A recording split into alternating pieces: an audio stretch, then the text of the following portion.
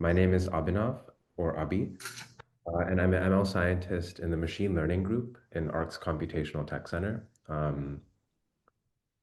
And today we'll be presenting our work predicting cellular responses to perturbation across diverse contexts with state. So first, just a shout out to the group and kind of what you were alluding to. So Computational Tech Center is one of 5 tech centers in ARC. And we are the machine learning group. And so our group lead, Yusuf, myself, Beatricia, who's on the call today, are the ML scientists, and we have several outstanding interns and research fellows. So this entire project was a huge team effort, and really kudos to everyone. And then for a comprehensive list of acknowledgements, please see the paper. But really everyone from the Computational Tech Center to various folks in different groups at ARC and also to leadership. Okay, so I'll get into the meat. So the work is on understanding single cell responses to perturbation. And so being able to predict how the cell will respond, first of all, how it will react not stimulated by any perturbation, but then also how will a cell respond to perturbation?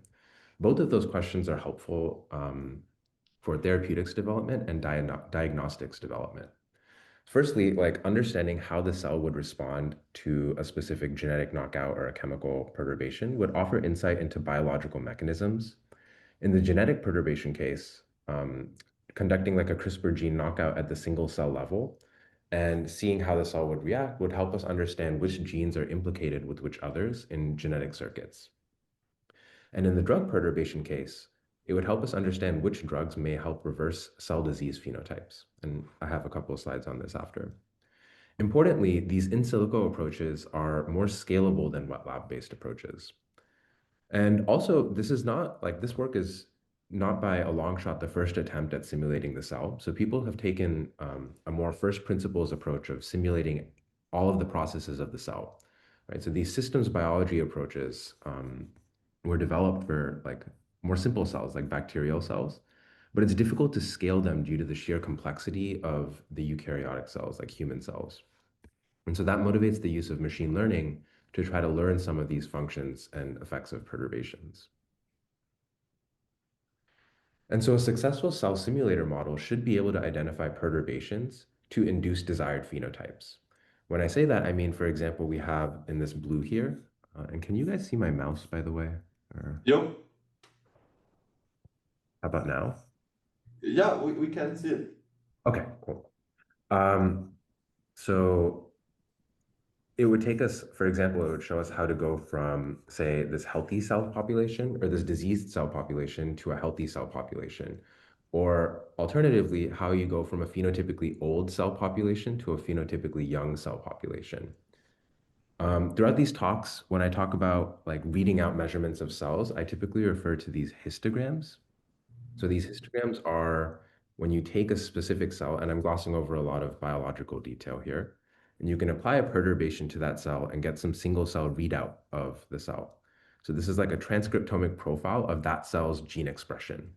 And very concretely, the featureization can be thought of as like a histogram then. For every single gene, how many reads were observed for that gene? And you can measure this like before and after perturbation and build a featureization of the cell. And these data sets are rapidly growing as well. So for example, the recent Tahoe 100 million data set has 100 million cells with chemical perturbations. Yeah. Yeah, and in practice, is that the number of mRNA that you see in the cell? Yeah, it's measuring mRNA. I think there's other assays that can measure different types as well, but yeah. Um, There's also this parse data set. Here, the perturbation is actually signaling cytokines. So, the modality of how you're perturbing the cells can also vary across these data sets. And recently, Zyra Therapeutics put out a 10 million cell data set consisting of genetic, like CRISPR knockout perturbations. And so, given the rapid data scale, this is a promising domain for machine learning. Yeah. What's the diversity of these data sets in terms of chemical perturbation, signaling perturbation, genetic perturbation? So is it almost like, also, for example, one chemical perturbation for 100 million types of cells, or two for, yeah? Yeah, that's a good question. It depends a lot on the data set. So the Tahoe data set has a little bit over 1,000 different perturbations. It's actually around 300 unique chemicals, each applied at three different dosages. I mean, compared to the space of drug-like molecules, obviously it's very sparse. The signaling perturbation data set has 90 different cytokines that cascade to different cell signaling pathways. And each of these also has like one control. They call it a control perturbation where no perturbation is applied. So that's like used as the reference baseline. The Zyra data set is pretty unique. That has almost 19,000 different genetic perturbations. So they Oh, basically knock every single gene in the entire proteome and measure the effect on the cell. okay. When did the Syra dataset come out? I have not heard about it. Came out like a couple days before we pre-printed. So like 1 month ago about. Okay. Uh, yeah, that sounds very interesting. Maybe, yeah. Is there a paper accompanying the Syra dataset, or There can we is, talk? yeah, yeah. I think the corresponding author there is Chu, and um, it should be relatively easy to find. I think Okay. it's like In the rest of the talk, will you talk a bit more about these datasets, or should we talk about it now? no, we can talk about it now. It'll come up now and again, but yeah. Yeah, then so you say Syra dataset came out before your or right before your work. So do you actually use that? It's not in our work, no. And so I'll talk about this in a bit. We use a much smaller scale genetic data set, Oh, okay. yeah, in our Then work. let's maybe later just talk about the dataset that you're using. Sure, yeah. And so we've seen already that machine learning is capable of learning complex biological systems. AlphaFold was trained, for example, on a large quantity of high quality protein sequence to structure information. And now it enables scientists to rapidly assess the effects of sequence mutations, which is another form of perturbation, right? And now in the latest versions can also simulate biomolecular interactions. And so this really accelerates like the biochemist's workflow. And if you compare it to previous methods, AlphaFold was a step change improvement in structure prediction.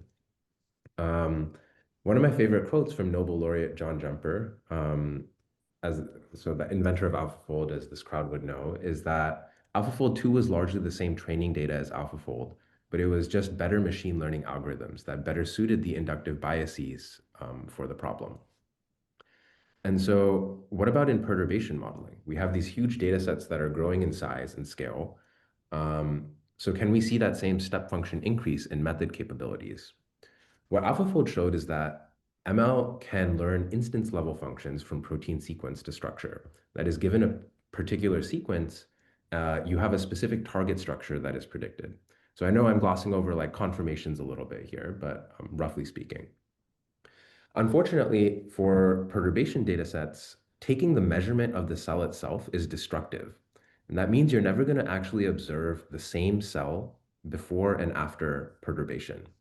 And so fundamentally, it means that your data is not causal, and you have to make do with learning on distributions of cells instead. And so on this diagram here on the right, learning over the distribution of cell state A and being able to predict the distribution of cell state B. There's additional complicating factors here. So technical artifacts like batch effects across data sets can conflate learning, and also unannotated biological heterogeneity. So here I've treated these populations as kind of all the same, but in fact, different cells, even within a given treatment group, have a lot of heterogeneity that's not annotated in the data set. So like different cells within there can be in like different phases of the cell cycle, for example. And because these are typically not annotated, they can conflate the learning signal for the model. And so this all culminates in the fact that even with significantly more data in recent years, like even with the Tahoe 100 million data set, deep learning methods have not shown proportional gains. And most are outperformed by simple baselines, which I'll introduce later in the talk. What that says is that, going back to the original quote, we need better machine learning that can make use of the growing data scale and better matches the inductive biases of the data generating process here. So going more into depth on what is that data generating process, when you look at the perturbation of control cells and compare it to, or the distribution of control cells and compare it to the distribution of perturbed cells, you can break down that transition into three different parts.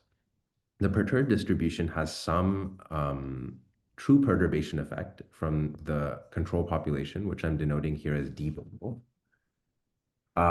In addition, there's some effect of this underlying unannotated biological heterogeneity within the population of the control cells. So this I've denoted as H of D basal.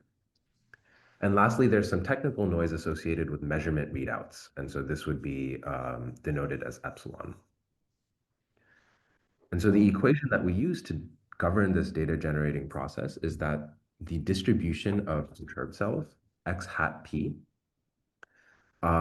is a function of the distribution of the distributional effect of the true perturbation. So in the paper, we denote this as T hat P of D basal, and then plus some function of annotated heterogeneity within the basal population, so H of D basal.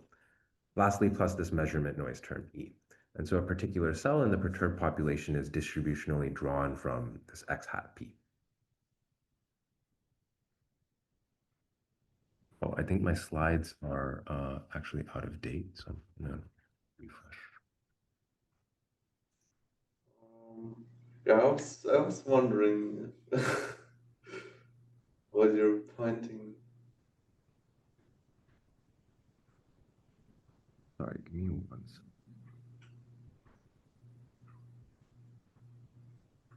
Ah, no, that's what you mean with out of date. Um,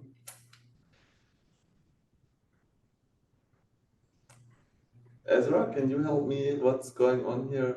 I was going to ask, it's not clear to me why Yeah. we need this H term. Okay, I'm just gonna refresh. I think the slides are up to date now. Here we go. Yeah, so happy to take any questions here. It's a bit of a nuanced point, but it's going to be important for the rest of the talk. Yeah, so true perturbation.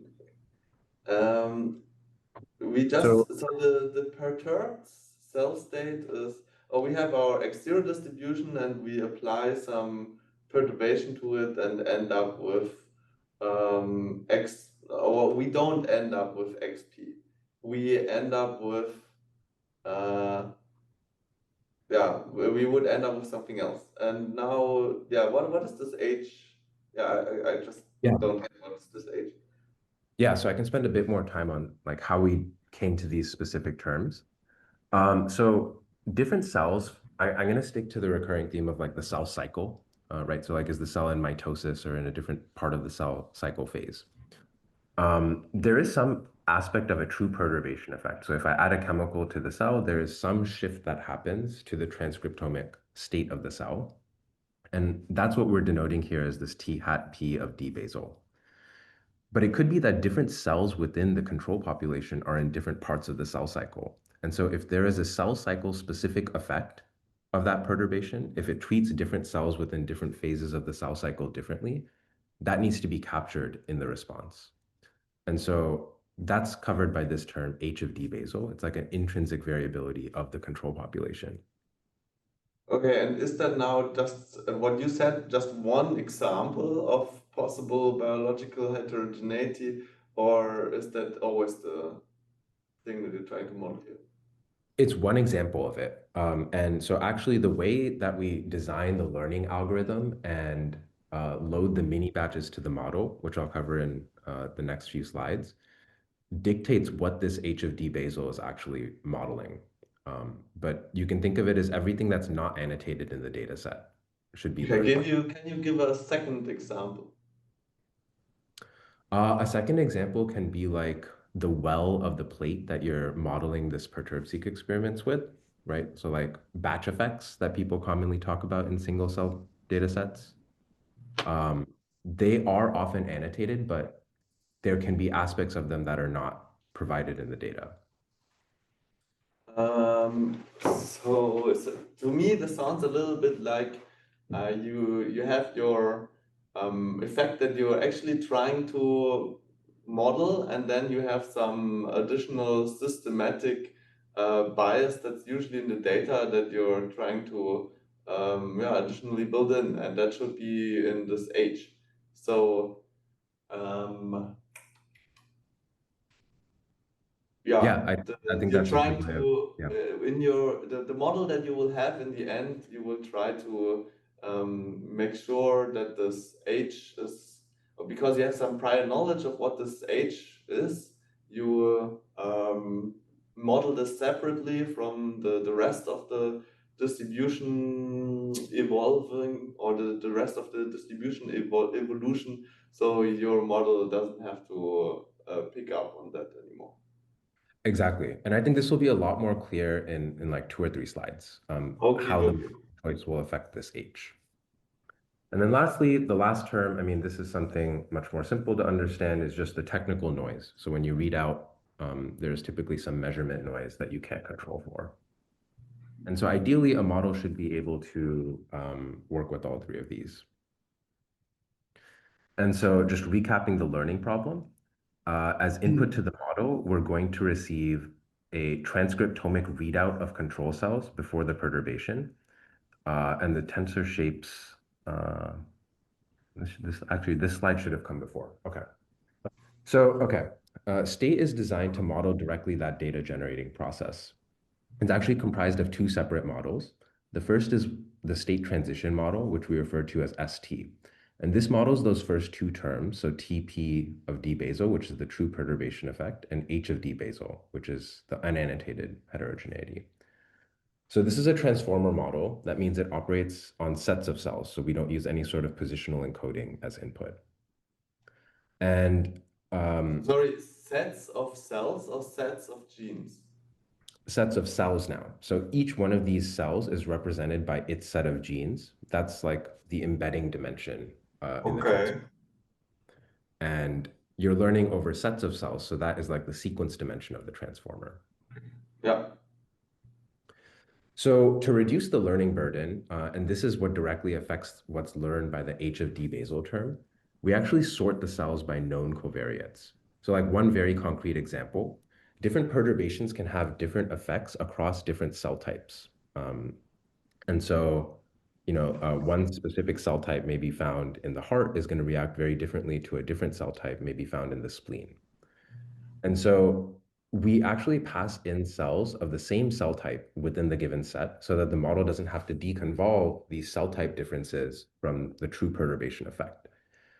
And based off of how much annotation you have in your data set, these covariate matched sets can get more and more restrictive, making the part that's modeled by the H of d basal more simple. So that choice is actually influenced by how you're doing the covariate matching and passing data into the transformer. And so each cell here is featurized by its transcriptomic or RNA profile of the gene expression, and also receives the perturbation to be applied. So this is where this slide was supposed to come in. So very concretely, the input to the model is some batch dimension, and then the number of cells per set, and then the number of genes over which you're getting the measurements. For the control cells, and then for the perturbed cells, you have the same tensor output. How many how many cells are there in your data set? So number of cells per data set changes drastically per data set. Oh, And so you in the ends of the data set that you train with. I'm sorry, in the end of the How many cells are in the data that you train with? yeah, so we benchmark across 3 data sets in the main paper. The first one has 100 million cells, the second one has 10 million cells, and the last one has 500,000 cells. And it makes a big impact on like what do you choose as S? Like how many cells per set do you take? Okay, then in this, do you now always take like the cells that come from the same experiment or the same well plates as into one set, or you have different sampling procedures for how to construct your set? That's a really good question. It depends. So it's a modeling choice now. That's a hyperparameter you can pick. And if you do choose to make it such that every single cell within the set is from the same well, it means that you're capping the set size that you can choose. So you're limiting, the sequence dimension of the transformer. And so we actually noticed on certain data sets that this actually led to worse performance than just randomly mapping control and perturbed cells and not conditioning on the batch. So there is a modeling trade-off in terms of the cell set size and the expressivity of that versus what covariates are you matching on. Yeah, I'm just wondering, like, why does it make sense to now operate on a set instead of operating on a single cell? And that to me makes sense if the different cells influence each other, right? Then you might want to model them all together at once, and that would be the case, for example, if they're in the same well plates. What else, or why else would you put them into the same set and process the set?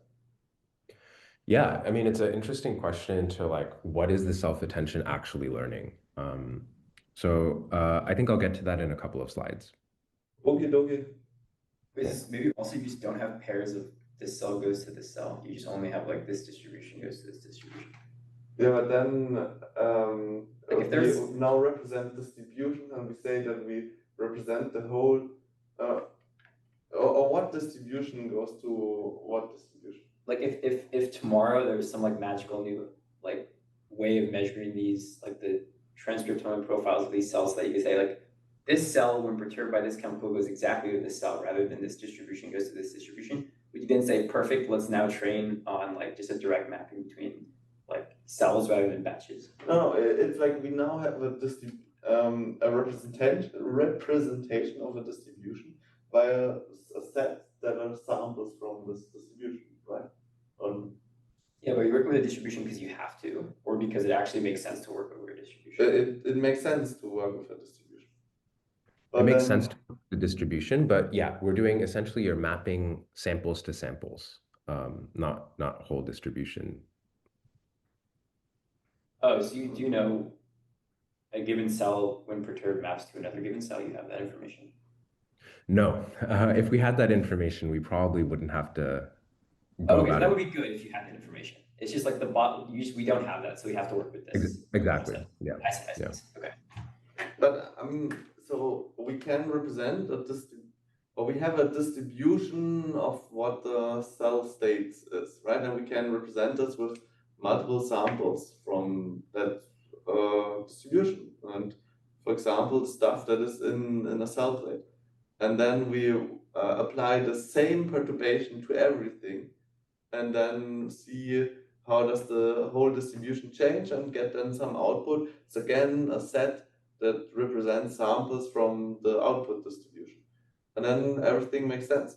But now if we have like different perturbation, or we construct our set such that we have different perturbations for each cell, and one cell is like the liver cell from this distribution and one cell is the heart cell from this other distribution, then I don't understand how it would make sense to construct a set like this and have this set go to this other set.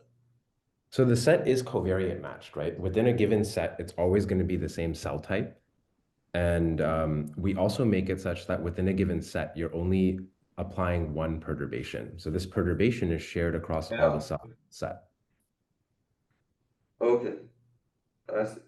But we don't necessarily respect the assays that they were done in. Not necessarily. Like we find sometimes it's actually easier to just let the model learn that. Okay. Good. So then there's this other term of epsilon. Here, this is the measurement noise term that we originally introduced. And ideally, we want to minimize, the batch effects or dataset specific effects that might affect the single cell readouts that we're getting. To do this, we train what we call state embedding. This is a single cell foundation model.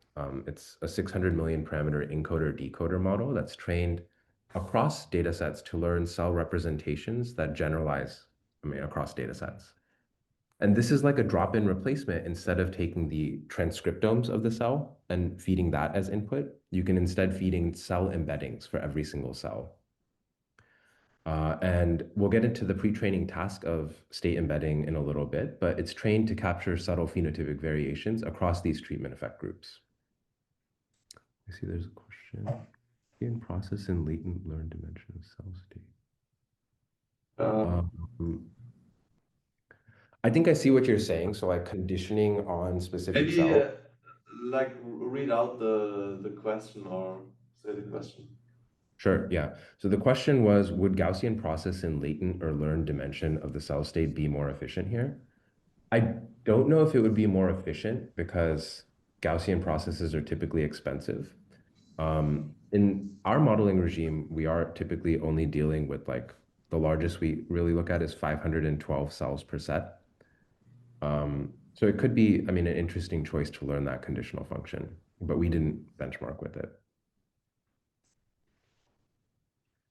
Okay, so this is the motivation for the single cell foundation model is to minimize noise and enable cross data set training of the state transformer. So before I dive into the results, I want to provide some more intuition on why this approach might work better than existing approaches. So one of our research fellows, Dhruv, visualized some attention maps on trained state models on real data. And so these attention matrices shouldn't be interpreted so much as like being, causally indicative of what the model is actually doing, but more so it's just the computations that are being done are reminiscent of models currently in the field. So the first thing people do is like to reduce the noise and deal with some of the unannotated heterogeneity. A common approach is to learn on pseudobulks. So here people just sum or average across all of the cells within a set and learn effects across those means.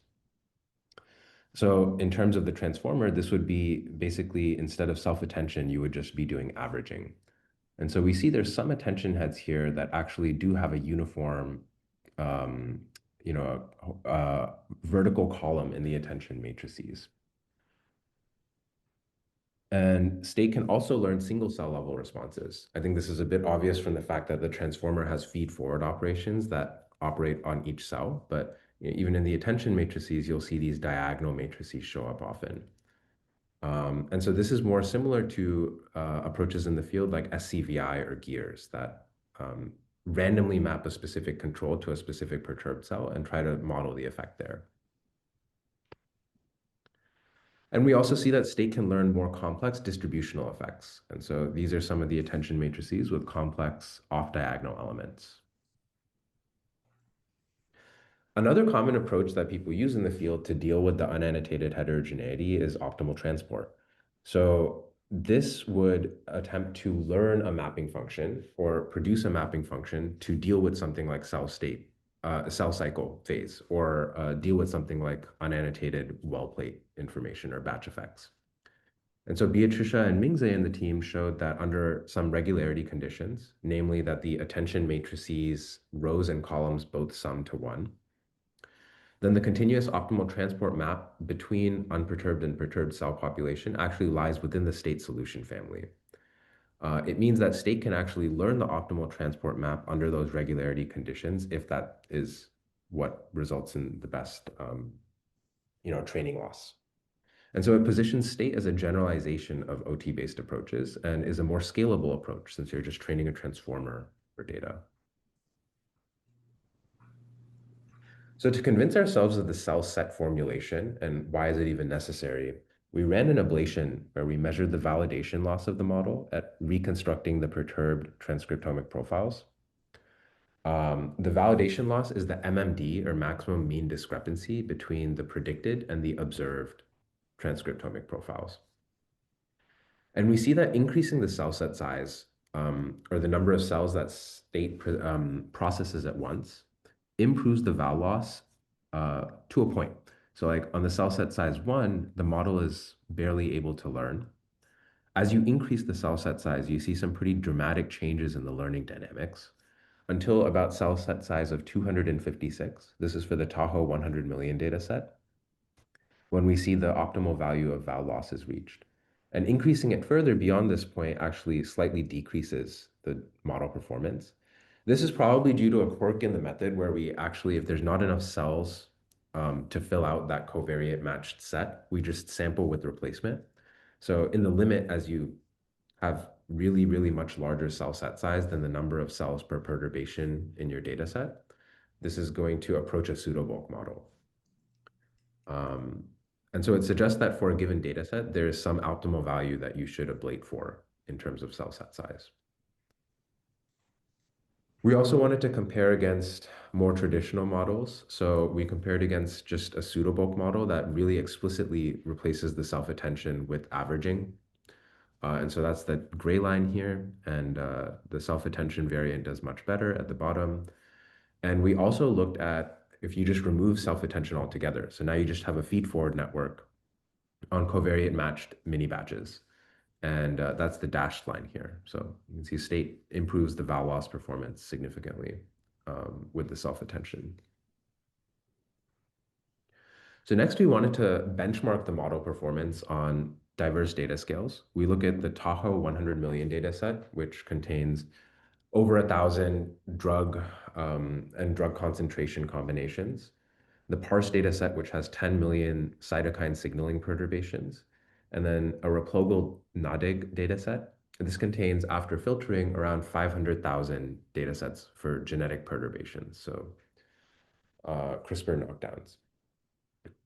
And we wanted to move beyond common machine learning metrics like validation loss or mean squared error. So the team also developed a comprehensive evaluation suite that we called Cell-Eval.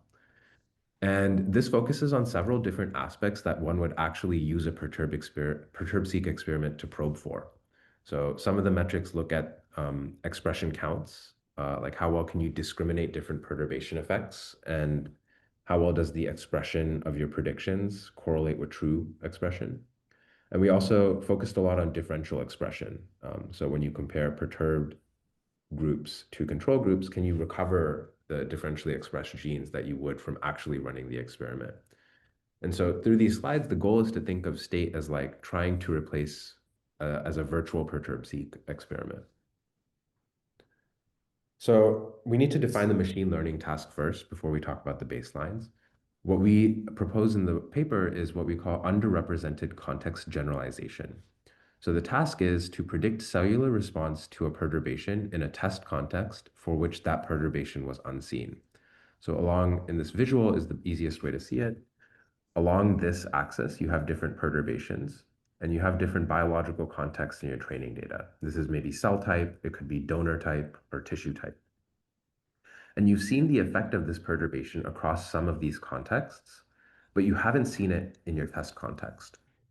And the goal is to predict what is the effect of a given perturbation in an unseen biological context. And so there's two, if you follow the field, there's two really simple, yeah. Yeah, let's go to the question after you finish your sentence. Sure. So there's two really commonly used baselines that often outperform deep learning methods.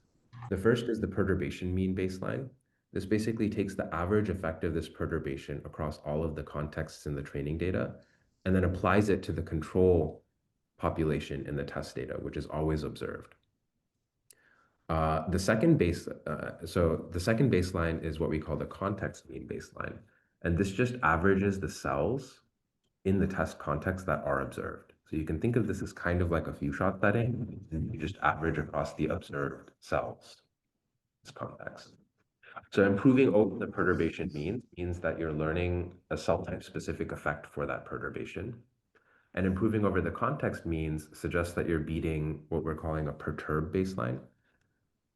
This is a slight improvement over what's commonly used in the field as a no perturb baseline. So just predicting that cell type's average expression profile is a common no perturb baseline that people use. How do you, in your split, how do you split perturbations from each other? So, how do you make sure that the perturbations in the that you've seen for this particular environment what is the difference between the perturbations that you've seen in this environment versus the perturbations that you have not seen in this environment? And then the other question is, what is the difference between the environment and the other environment where you have seen the perturbations that you're testing with? So for the first question, we randomly select A prime I. In our case, we select 30% of the perturbations, and those are just fixed for each data set. And here the perturbations are the same, here the perturbations are small molecules.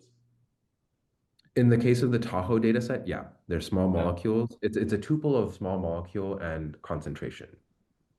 What if a small molecule like P1 has exactly the same effect as P4? And then, yeah, you can just notice that based on the pattern that you saw in for your other environments or your other cells, and then translate that to your new cell. Yeah. Yeah, I mean, one thing we try to do to make the task harder for the model is to make sure that if a given drug is in the test context, that means all concentrations of that drug are in the test. So you never have a case where you can see the effect of the drug at a lower concentration. It's kind of you have to predict to unseen drug and concentrations, if that makes sense.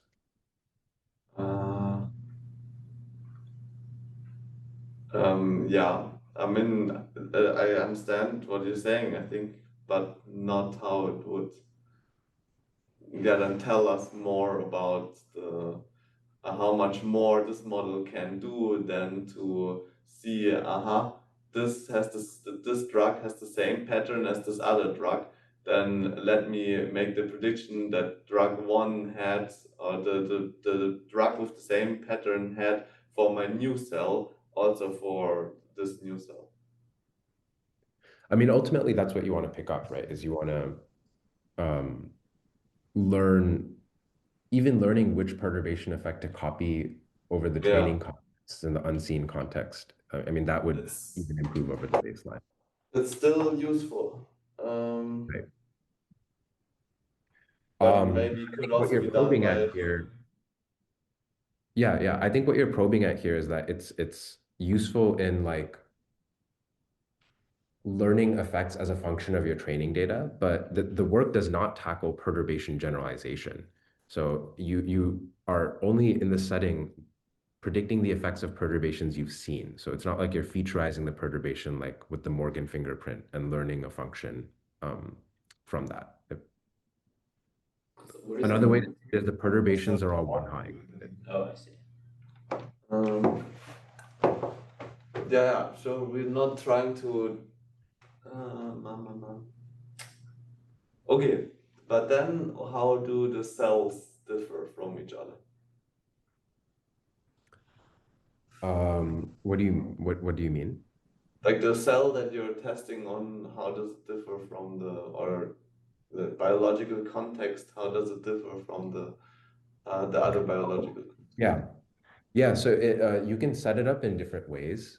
For the Tahoe data set, we chose different cell lines. So they're going to have like different, different cancer cell lines will have very different genetic variations across them. So there's some genetic variation component. There is some cell type variation that we benchmark on for the genetic data set. So can you predict the effect in a completely new cell type? And then for there's also data sets where you would predict the effects across donors. So the same cell line and cell type, but across different donors. And so there's some probably genetic or sequence variation there as well. I just want to make a quick point. This is Yusuf. Hi, Hannes. I mean, your question earlier, it's actually a good one around like, why can't we just maybe find another cell type that is like very similar, and then just copy its effects. I think we slightly correct for that by even the way that we split the cells, right? So like we actually cluster the cell types to make sure that our test set contains some cell types that are very different and aren't actually trivially similar to what's in the training set. So there are ways in which we have corrected for simply copying what's seen in like say any one of the training cell types if you just like copy that effect directly. But yeah, we can also like more, I think, rigorously add an additional baseline test for that. But we have kind of tried different splits to correct for that.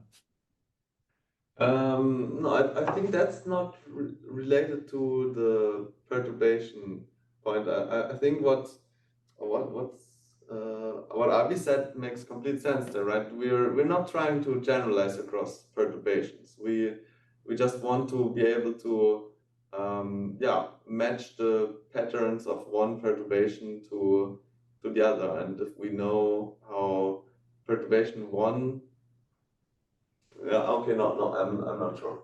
Sorry, I was talking about a previous point you made. I was waiting till Abhi was done, but the point you made earlier where comparing to the perturbed mean may not be enough. You might actually still just be trivially memorizing the effect you've seen in a different cell context that matches the effects you're seeing in the few shot perturbations. Yeah. Okay. Yeah, I just don't know this, like how people handle cell data and if there's some similarity splitting or so that you usually do. But yeah, like splitting by cell line or splitting by donor or splitting by what was the other, like some other organism differences. Yeah. I Okay. don't think there's like a super like a established way to do it. Like I know in protein land they typically do MMC similarities. So we just try, a bunch of different settings for it. The different applications, I think different splits make sense, right? Yeah. Okay. So going into what the metrics are that I'm going to share, first we look at what's called, it's introduced actually in a paper, Perturb Bench. It's called perturbation discrimination score. And here you can, I've taken this from a nice blog post. You can imagine the prediction is some y sub t, the prediction is some y hat sub t. That is our prediction for a given perturbation. And you can measure its L1 distance to the ground truth, but also the L1 distance to all other ground truth perturbation profiles. And you can build a ranking of where did our prediction fall in terms of similarity to the ground truth. In this case, it was closer to two other perturbations before the correct perturbation that it was supposed to be ranking the highest. And so the rank would be 3, and we divide by the total number of perturbations. And so in this formulation, lower is better. So what we do is we take 1 minus 2 times that score to normalize it from 0 to 1.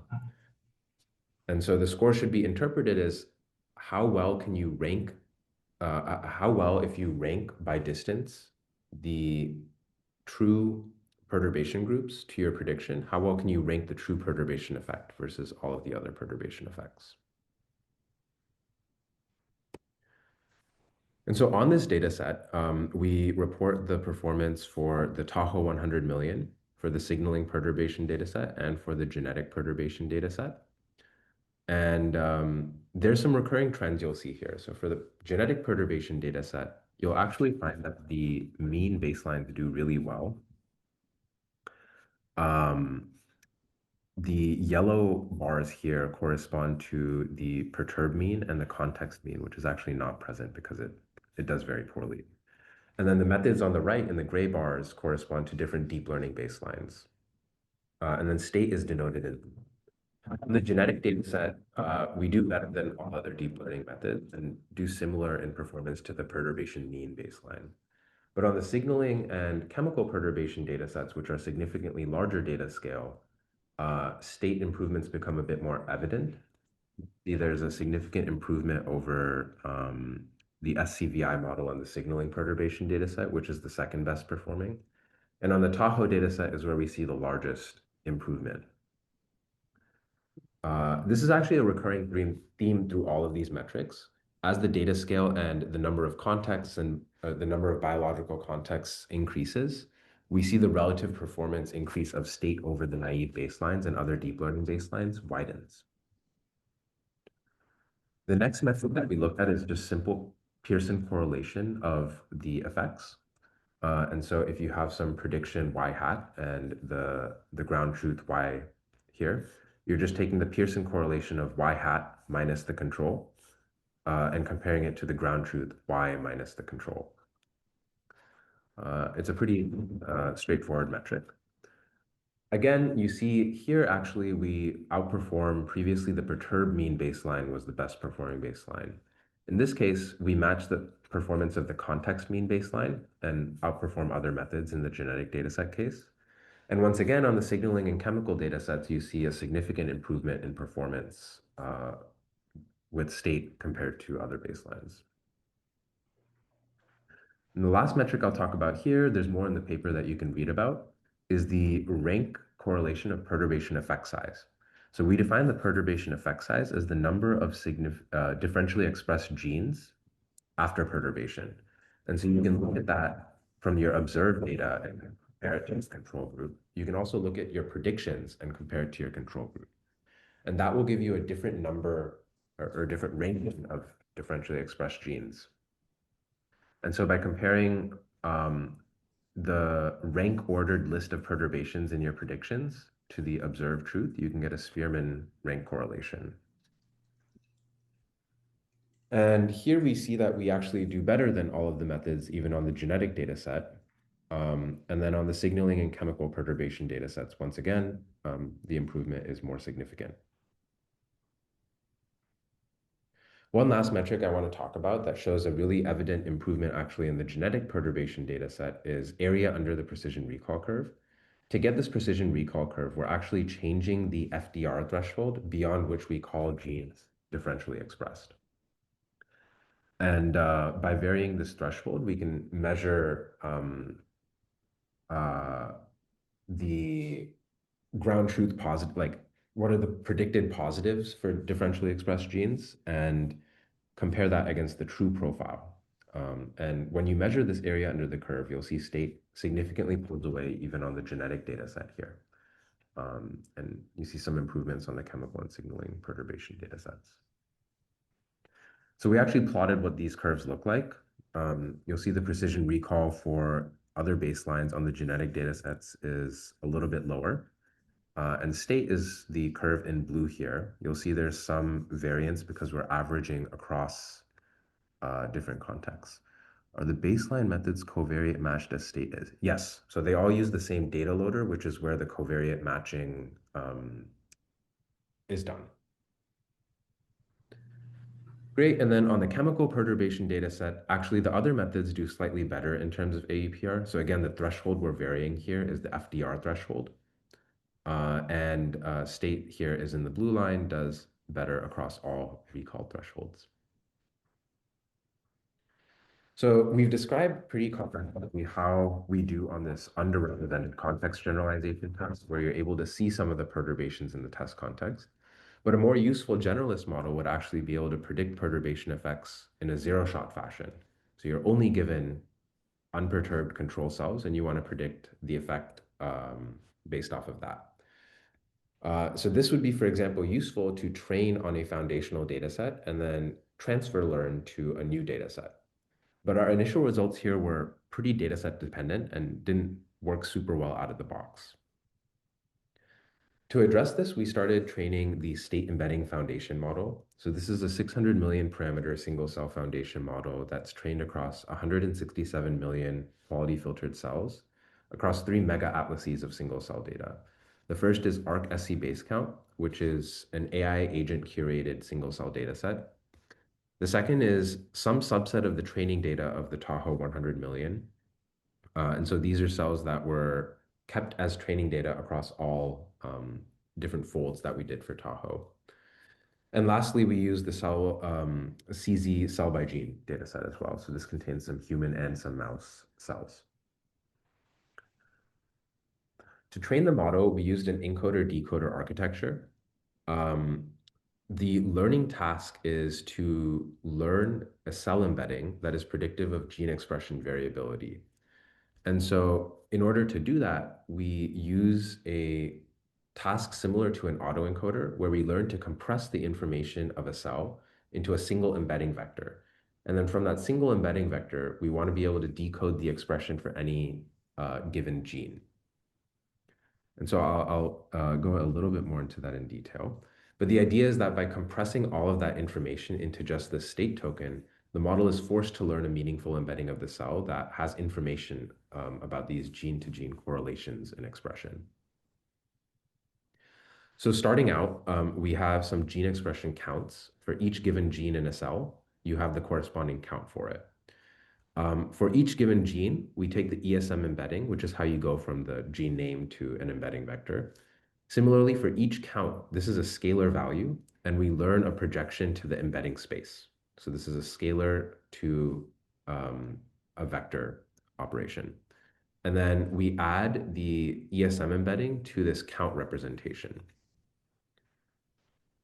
Those are taken as input to the model. So the specific set of genes that are chosen are the top 2048 most expressed genes within the cell. We ablated with taking more genes, so like the top 4096 genes within the cell, but found that the performance actually didn't increase, and it costs a lot more flops to take a larger sequence. So 2048 seemed to be a sweet spot. Along with this, we prepend a learnable CLS token, and we also append a learnable dataset token. So these are used to actually train the model, as we'll see.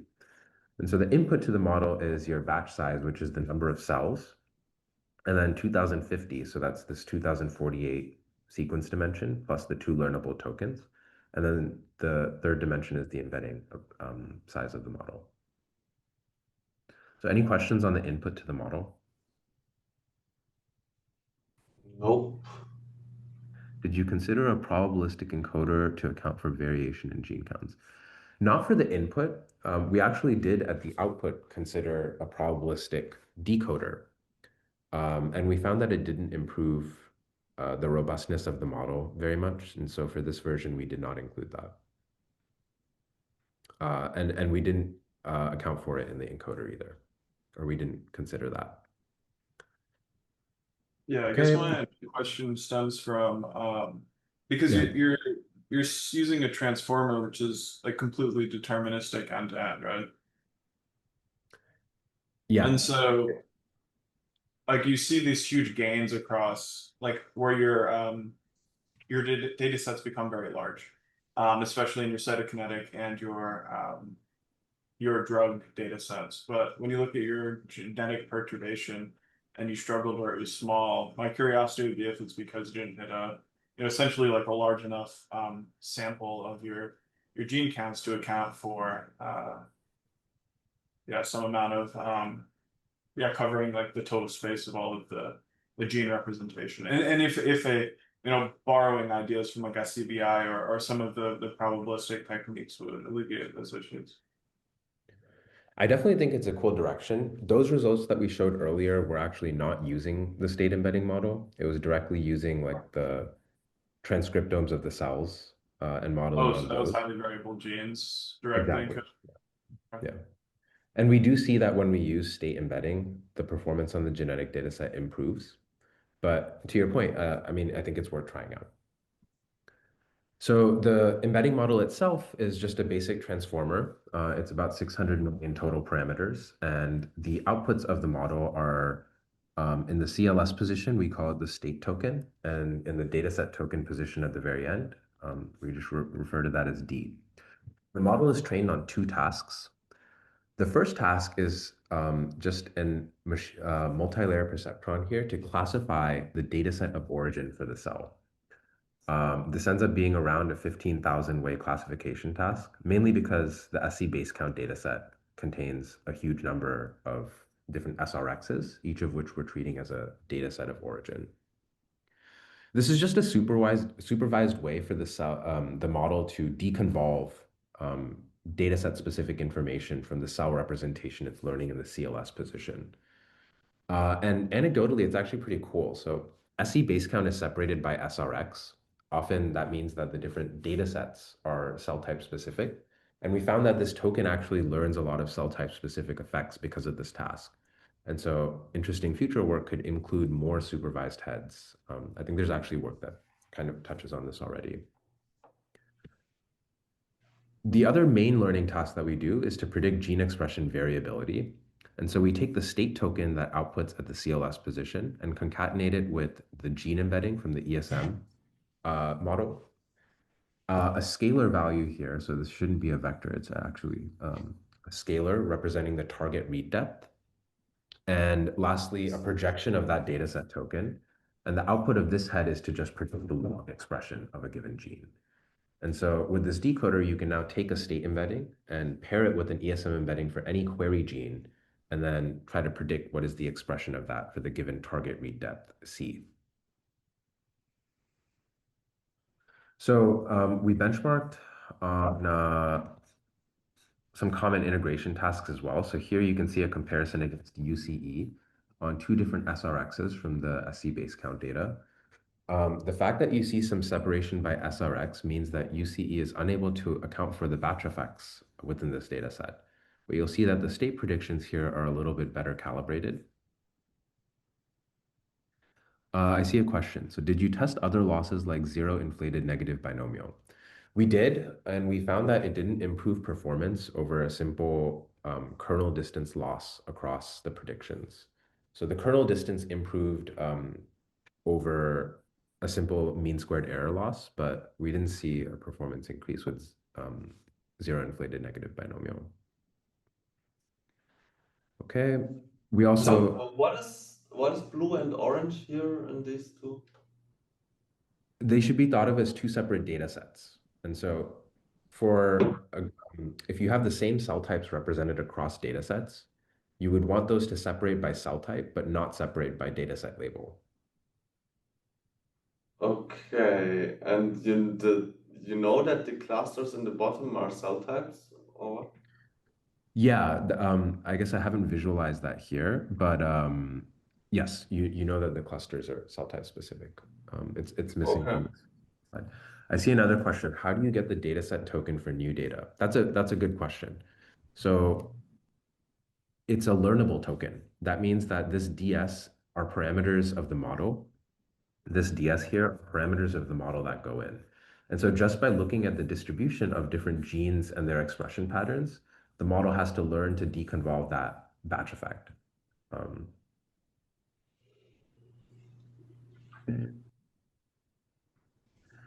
And so this is on Tabula sapiens data. These UMaps were generated by another research fellow, Arshia.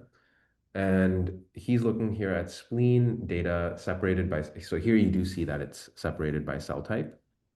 And on the left here, you're doing this UMAP and coloring by cell type. And on the right here, you're coloring by donor. Here, actually, you don't see so much improvement of state at the separation as compared to UCE. But UCE was also trained on some of this data, whereas this is completely held out for state. So there's no, more so just making the argument that it's able to do well on these integration tasks, even though it's specifically optimized for perturbation modeling. And so now I want to focus on the perturbation modeling aspect of the model. So we can plug in here, instead of using the highly varying genes, we can use this embedding model representation for each cell in this transformer. And to benchmark how it does on this task compared to existing foundation models like SCGPT, we took data, we first took a data set and embedded it with the model. And we trained a classifier to see if you could predict the perturbation label of the data. And so in the embedding space, if the embedding is able to linearly separate different perturbation groups, then that's great because it means that it's learning perturbation-specific variation in those cells. And so that's what we call the intrinsic evaluation cell embedding. This is basically measuring how well does the embedding separate different treatment groups, and it measures the information content of the embedding. So on this, you can see that state does a better job actually of capturing information than even using the raw counts themselves, which previous models are not able to match. The next measure we wanted to see is, what about in simulated data? So what if I use the state embedding model as input to the transformer and do my perturbation modeling in state embedding space? From the predicted embeddings, can I still see that the data separates well? And that's what we call the extrinsic evaluation of the embedding. And so maybe put another way, it's measuring how well is the separation maintained in the predicted embeddings. And this more so measures the learnability of the embedding space. Again, you can see that the state model improves over using expression counts themselves and over other models as well. And so we did this across two separate smaller data sets that were held out from the pre-training of the model. Yeah. Do you get what's going I'm on? referencing the paper as well. So, yeah, what is the classifier taking? We are trying to use some classifier as for evaluation here, right? That's right. You're essentially probing data and trying to see if the embedding can recover the perturbation label. So we just take some, no. We take the embedding of the perturbed stuff as input and try as input to the classifier and try to predict from that what perturbation was applied. Exactly. Yeah. I mean the perturbation that is happening. No. Okay. That doesn't mean okay. Yeah, fine. Your embeddings capture that information. So that's like the minimal viable thing that we need. And then the other axis, what is that? So the other axis is like, the first axis is if you take the true observed data and you embed it with the model, can it learn to separate the space by embeddings? The second axis is if you train a perturbation model on it. Yeah. So that measures how learnable is the space. So yeah, for the other one, we throw the unperturbed stuff in and what perturbation we apply, and then your model outputs some stuff, and then we put that into the into your embedding model, and and then we put that embedding into the classifier and see how well it can discriminate. Just one correction. So we don't actually put it through the model again. The model is directly trained to output the embeddings. Oh, yeah, okay.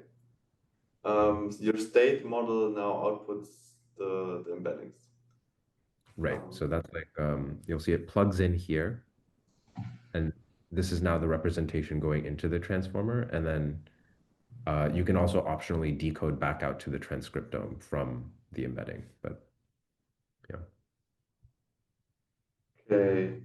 So what should I make of these results? Is this because I'm seeing this 3%, 7% number? Is this miserable, or should I be happy with that? I would say the main takeaway from this plot is that it's the only model that if you consider the y-axis as like the information content of like how separable is the space, the embedding space, and the x-axis as the learnability of the model, state is the only model that improves over using the raw data itself. And so you can think of it as like we're actually able to denoise some of the data and deal with that epsilon term that we first talked about.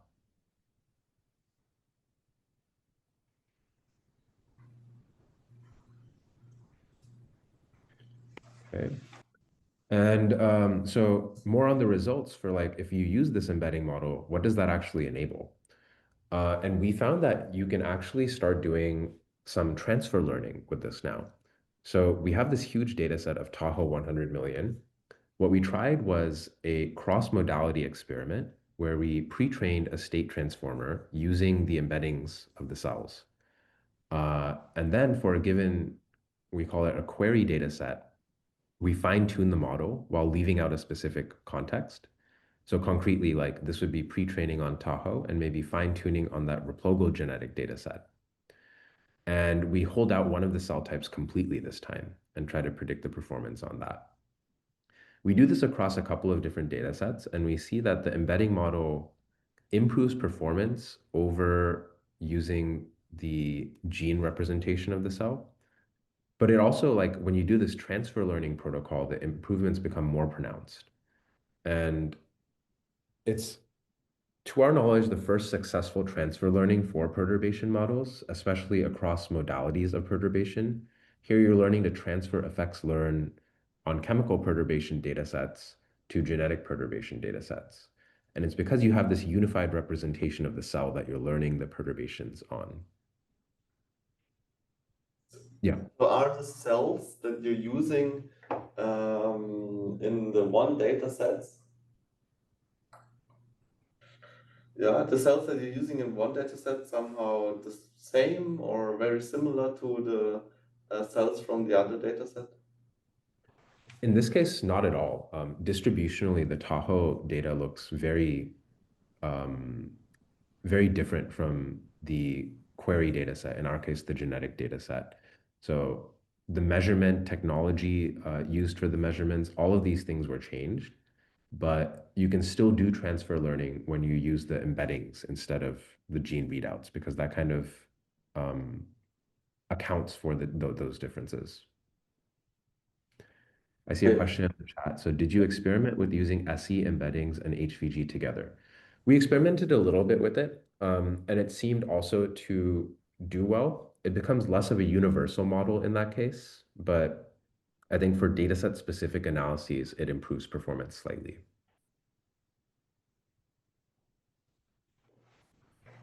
So here we zoom in on the zero-shot evaluation for the parse PBMC dataset, and across a lot of the different metrics we report in the paper, you see improvements as a result of using the embedding model, and also as a result of this transfer learning approach.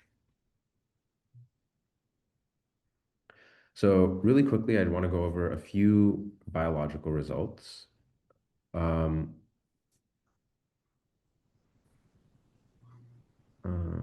Okay, I see two more chat questions I'll take really quickly. So is the pre-trained model on Tahoe available open source? Yes, it's on Hugging Face, and we just recently uploaded the data as well to run inference on that.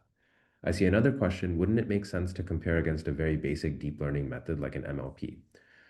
So we did that a lot in figure 2, which were the initial results. And across the board, you see that perturbed mean actually outperforms all of the basic and advanced deep learning methods.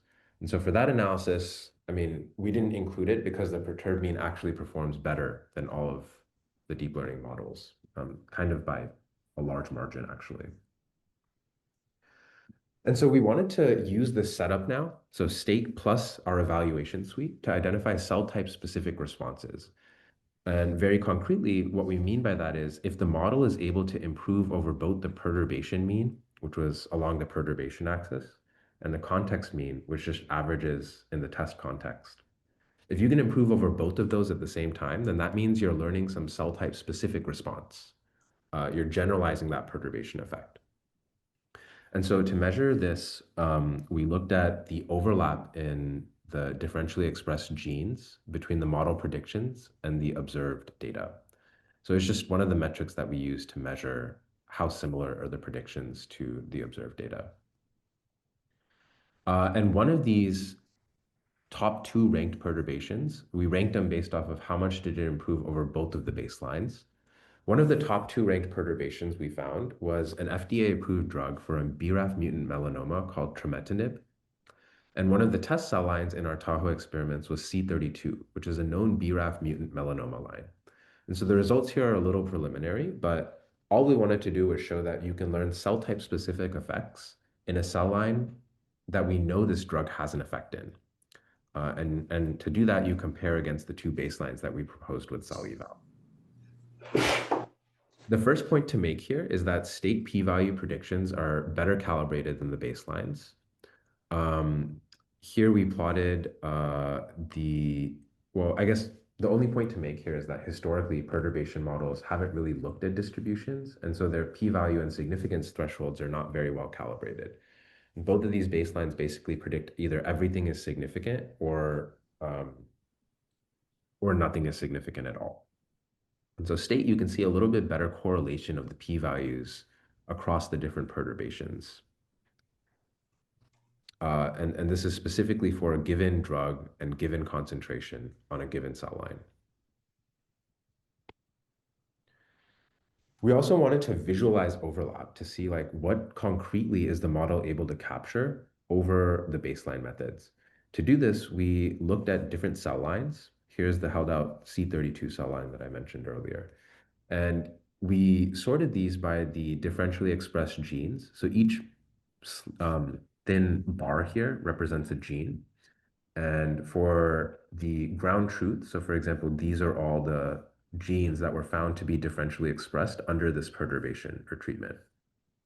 And you can see state recovers a lot of these cell type specific effects, unlike the two baselines. And state is also able to capture non-cell type specific effects. So you'll see these bars here quite often actually line up with the state predictions, at least more so than, or significantly more so than the mean baselines. So we plot the summary statistics here. If you look at the overlap in differentially expressed genes between the predictions and the true values, the blue bars here are, and you'll see it's significantly higher across all of the cell lines that we held out in Tahoe as compared to the baselines. And again, these baselines perform better than a deep learning methods that we also benchmarked against, which is why we limited to just comparing to those. So in conclusion, state meaningfully improves over existing baselines by modeling the problem to better match the inductive biases of learning on distributions of cells. The state transition model is a transformer that learns treatment effects across sets of cells. These are covariate matched to reduce the learning burden on the model. And it enables the model to resolve the unannotated biological heterogeneity of each of D basal term as a hyperparameter of the covariate matching. And the state embedding model learns general cell representations to reduce noise when training state transition data sets now. And so there's a lot of future directions to take the work. Firstly, a unified model that combines both of these would probably work a little bit better, given in deep learning, end-to-end models have always historically done better. Next, like a natural language interface for more conversational use of the model rather than strictly working in transcriptomic space could be a way to make it more usable by bioinformaticians and biologists. And lastly, to the point of generalization, it would be a very cool capability to also do generalization to perturbations that were not seen in the training context at all. Do you really think that we're at the point where these models or your model works so well that we now want to add natural language such that it's easier to use? So it's an interesting question you bring up. It's actually pretty well determined in the perturbation modeling literature that language models have a lot of information of like gene-gene relationships or like drug-gene relationships. And so it can actually bring in a lot of like known biological knowledge of the correlations and make it easier for the model.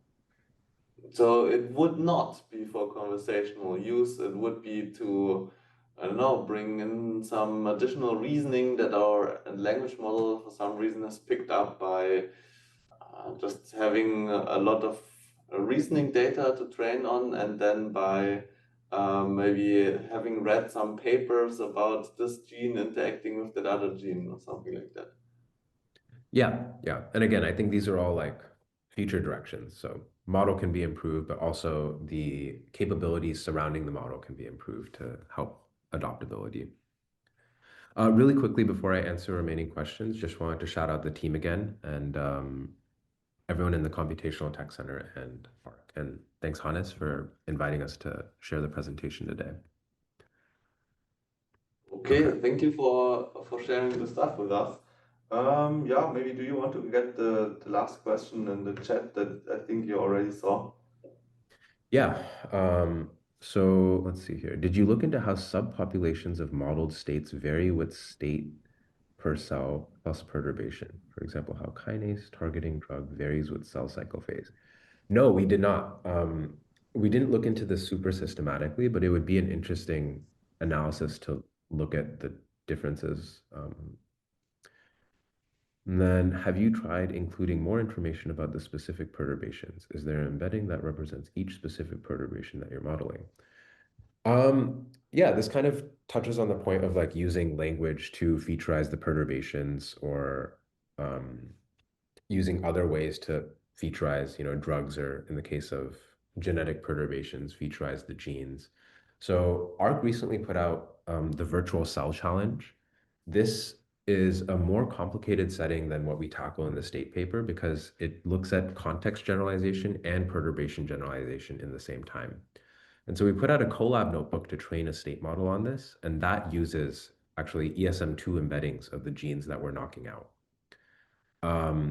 And so there is like a starting point to look at perturbation generalization, but we didn't super systematically ablate like a bunch of different perturbation featurizations and such.